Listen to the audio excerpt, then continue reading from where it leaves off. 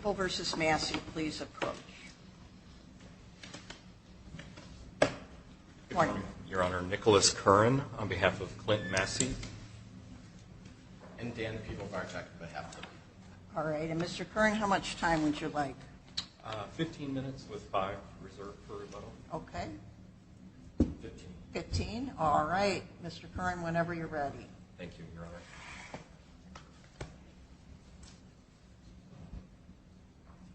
May it please the Court. Again, as I stated, my name is Nicholas Curran, and I represent the defendant appellant Clint Massey. There are 2 issues in this appeal that I would like to argue before the Court this morning. The first corresponds with the first issue we raised in the brief, which relates to Mr. Massey being denied effective assistance of trial counsel by virtue of various acts and omissions committed by his attorney both before and during trial. Now, the essence of our ineffective assistance claim is that, based on the evidence, Mr. Massey's attorney failed to present the only viable defense that was available to him, which is that although the defendant was present at the scene at the time of the shooting, it was his co-defendant, Courtney Ely, who committed the shooting, and that Mr. Massey was not accountable for Mr. Ely's actions. So trial counsel presented an identity defense, basically just, jury, my client is not guilty because he was not present at the scene. All of the state's witnesses that testified to the contrary or made statements before trial were not credible or believable for whatever reason. The problem is that that defense was completely unreasonable. You had every single witness who testified on behalf of the state, who was a witness to the occurrence, either testified at trial or told police before trial, gave a handwritten statement, that Mr. Ely and Mr. Massey approached the victim's car shortly before the shooting occurred. Not only that, you have surveillance video, which corroborated the sequence of events to which those witnesses testified and or told police before trial, that being a procession of 3 vehicles passing before the victim's car, and then about a minute later returning, 2 individuals approaching the car, and then the shooting occurred. So why isn't it a strategic decision? It may be a decision that defense counsel thought was strategic, but the measure of But it was unreasonable. Why was it unreasonable? It was unreasonable because of the overwhelming evidence that Courtney Ely and Clint Massey were present at the scene at the time of the shooting. So, but wasn't he taking his chances either way? Because if he otherwise he'd be right at the scene, right? Correct. And it wasn't clear who may have had the gun. No one testified they saw anyone with a gun. Well, there was testimony by one of the witnesses that somebody thought he might have shot, but wasn't clear on whether didn't see a gun. No one saw a gun. Correct, Your Honor. So this was all about defense counsel putting the state's case to subjecting it to adversarial testing. And based on the irrefutable evidence that those 2 individuals were present at the scene at the time of the shooting, arguing, well, my client wasn't there, if anything, I believe, enhanced the appearance of his guilt in the eyes of the jury. Why would he deny that he was there if he did not share in the intent with whoever it was that committed the shooting to actually perpetrate the shooting? To deny the obvious, I think only it would have enhanced his guilt in the eyes of the jury. Now, in fact, there was a substantial amount of evidence that trial counsel could have pointed to argue that Courtney Ely was the shooter and that his client was not accountable. So Courtney Ely is the one who received a phone call after the fight at a party that preceded this incident. But Mr. Mulligan said there was no evidence of that. And I can't speak to his recollection of the evidence or his reading of the record. We had juries that were determining what the evidence was, what the likely scenario was, right? Well, we had direct testimony from Caprice Johns, who was in a car with Jasmine Brown, that Tay, who was later identified as Germonte Carpenter, after that group left the party, they placed a phone call, and it was on speaker in their car, and the person who picked up the phone was Courtney Ely, not Clint Massey. So Ely had a conversation with those individuals, and then it's Courtney Ely who leaves physical evidence at the scene. He's the one who whose cell phone is left in the middle of the street at the scene of the shooting, which I would argue is consistent with the idea of perhaps him pulling out a firearm, his phone falling out as he's doing so. Courtney Ely, we know, is handling the victim's vehicle based on him having left a fingerprint on the passenger side window of the victim's car. And then you have Mr. Ely above and beyond that returning to the scene in an effort to recover his cell phone, which I believe is an indicator of him trying to avoid detection or cover up his connection to the crime scene, which an inference from that, I believe, is that he has a guilty state of mind. Now, I'm not claiming that that would have been an easy road to hoe for defense counsel, but it would have been far more viable a defense than to simply argue, well, these witnesses are not credible. Courtney Ely It would have been an easier strategy. It would have been a much more viable strategy based on the evidence at the scene. I mean, when you have such overwhelming evidence that Mr. Massey is present at the scene, and your defense is, well, he wasn't there, and therefore he's not guilty. Well, he didn't argue only that. His lawyer said, as Mr. Mulligan pointed out during the earlier argument, that Caprice Johns was all over the place, that she told 4 different stories, only one of which implicated Ely, and that it was really this group of women, it was their plan to go and exact revenge. And then they laid it on Ely and Massey to try and avoid criminal charges against them. And so, you know, when you don't have the best evidence in your defense, why isn't that a reasonable strategy to say that you shouldn't believe any of these state witnesses because they were all in on this plan? The problem with that argument in this particular situation is not only do you have the witness's testimony, but you also have the physical evidence, which irrefutably establishes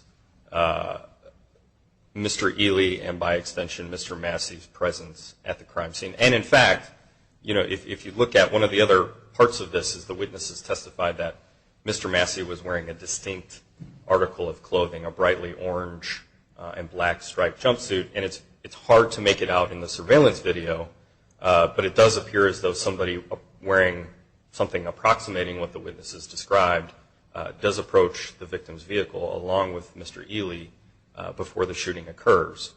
So what it sounds like then, since you're saying his best defense would have been to say Ely was the sole shooter, that he should have mounted a defense that was antagonistic to Ely and asked for severance, which he did. But in asking for severance, he didn't say, you know, our defenses are antagonistic because I'm going to point the finger at him. He said, oh, there's some incriminating statements. Well, they were incriminating statements that Ely made about himself. So the motion for severance was denied.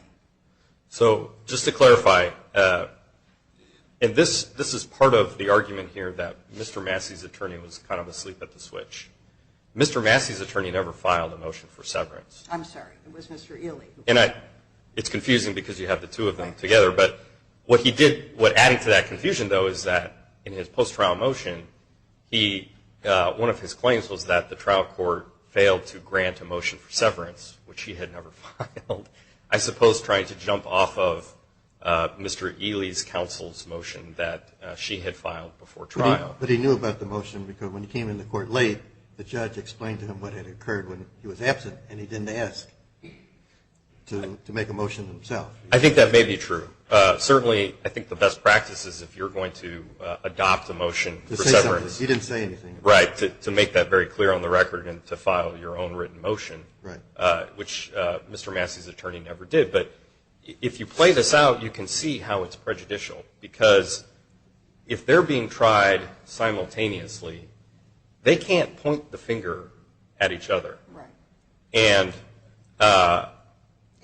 why couldn't Mr. Massey's attorney have believed that since this jury was only asked to find first-degree murder as to both defendants, right, that he had a better chance of an acquittal for his client because he had one witness saying Ely was the shooter, and if Ely's the shooter, maybe I get off.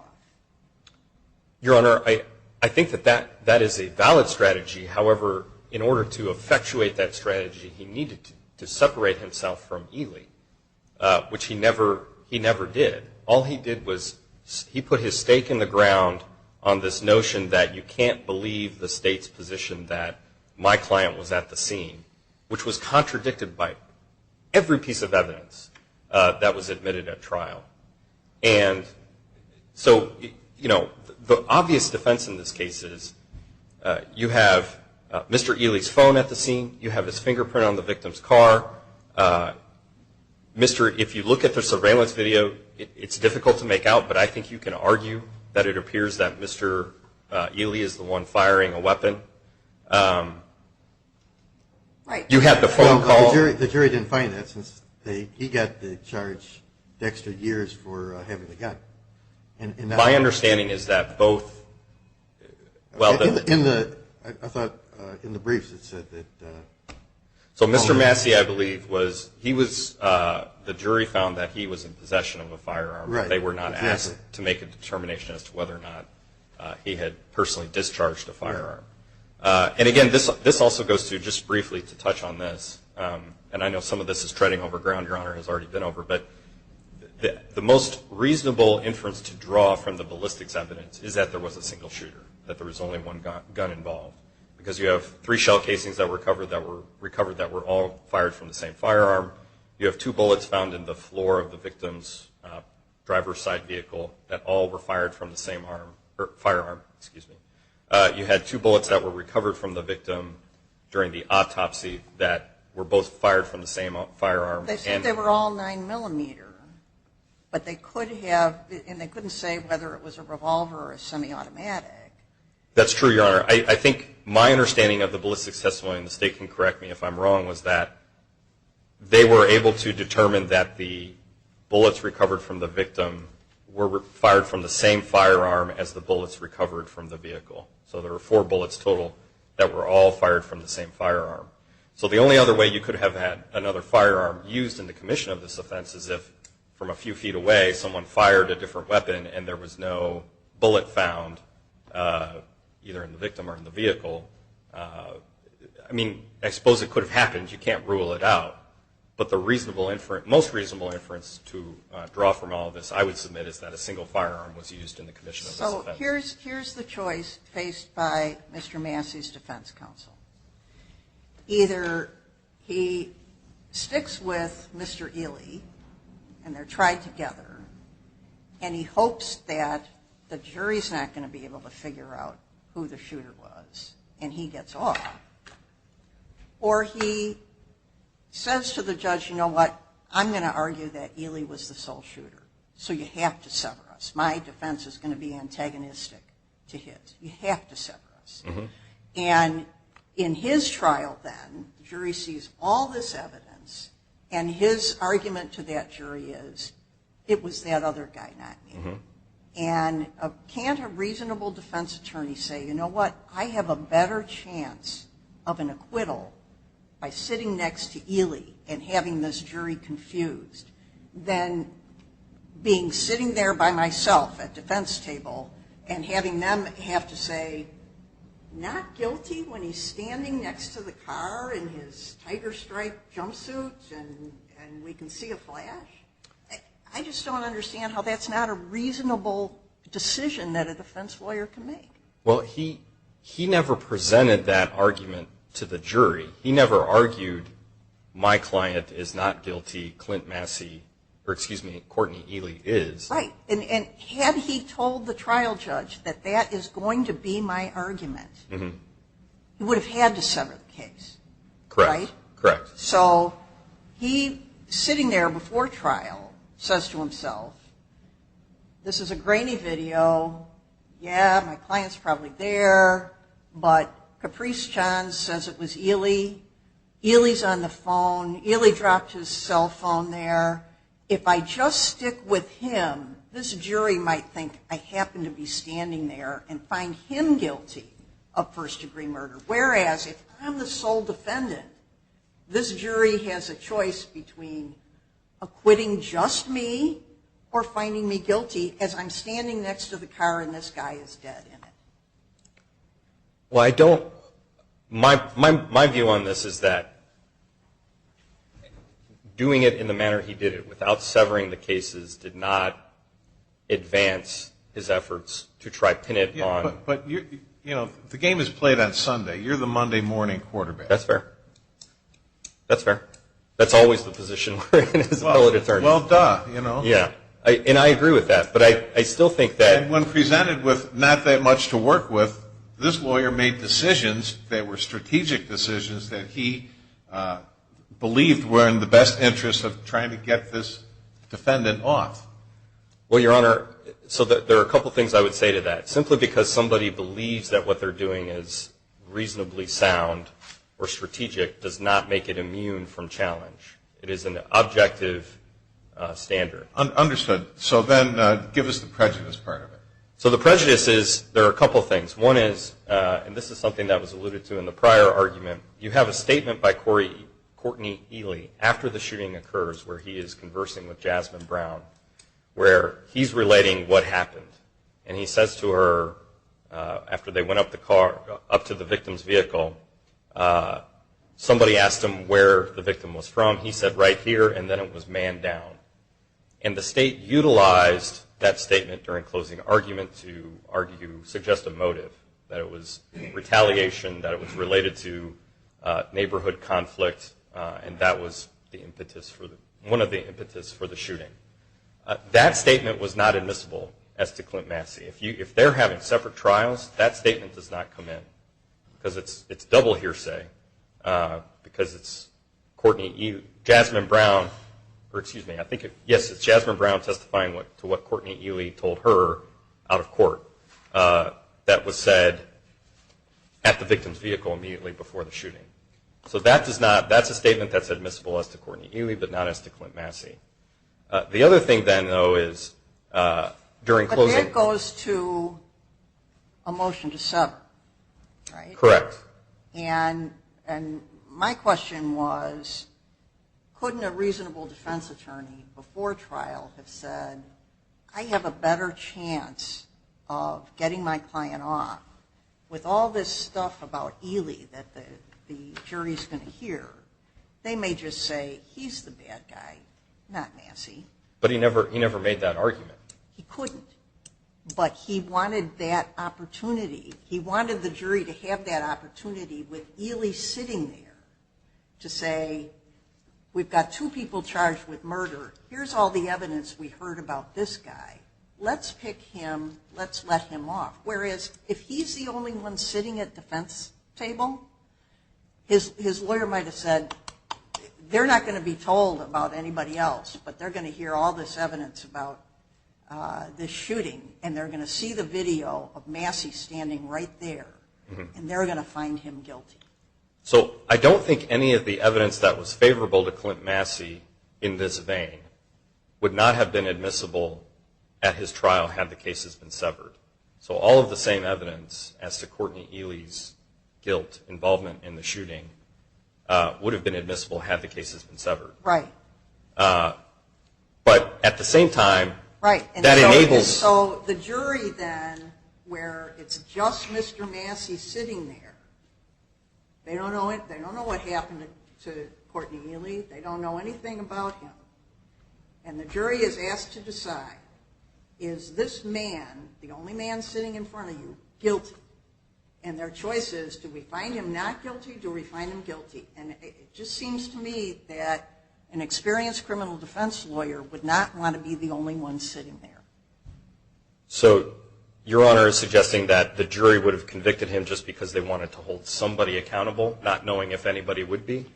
The jury would have convicted him because there was sufficient evidence to convict him.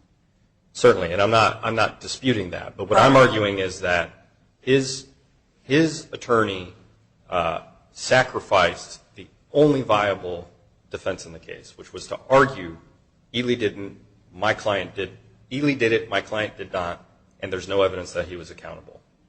And because the cases were not severed, because he didn't file a motion for severance, although he had said the court should have granted one afterwards, he sacrificed his ability to do that. Very briefly, because I am running out of time, I did want to touch on the last issue that we raised in the brief, which is kind of an interesting one. So shortly before trial, Caprice Johns, a witness in the case, the state had been looking for her. They had issued subpoenas, tried to serve her with those. They were never able to locate her. Well, why shouldn't that be something for post later on? Because there are different factual bases for that aren't in the record. You had to go, you cited to an opinion which we could look at, but there are other questions that are raised by the whole situation as to what was going on during the few weeks before she testified. So in my view, the only question is whether or not they actually received notice of the hearing. And there's no evidence that the notice and the motion that was filed, that's part of the common law record, does not indicate that Mr. Massey and Mr. Ely were served with a copy of the motion or notice of the hearing. So I don't know how else we prove a negative other than, I suppose, to have an affidavit from counsel verifying that he never received notice. But notice under the law has to be established by the party upon whose burden it is to serve notice. And in this case, the state didn't do that. And as a result, you have a situation where Caprice Johns, you have a trial judge who says, well, I'm going to hold you without bail because even though I believe you want to show up, I'm worried that you're going to be extradited to Indiana if I let you go.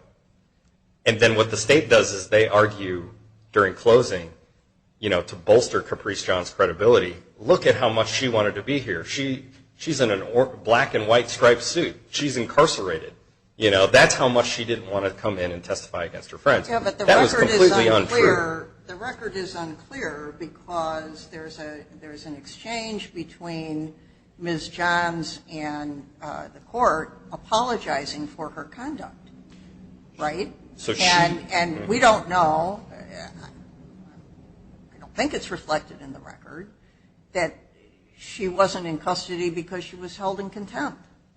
Well, the order was to hold her without bond pursuant to the state's motion. And that is what the state... And that was reversed. And it was reversed, exactly, right, because the trial court didn't follow statutory procedures in order to do that. So we don't know why she was still in custody. So she testified. She was angry because she was being held without bond because without being given the opportunity to sign a written undertaking and post a personal recognizance bond, she was just incarcerated. And so she had an outburst. So in addition to being held without bond pursuant to the state's motion, she was also held in contempt of court. So in any event, I know that my time is running short. So we would ask that for all the reasons stated in the brief and here today that the court reverse Mr. Massey's conviction. Thank you. Thank you, Mr. Curran. We'll give you time for rebuttal.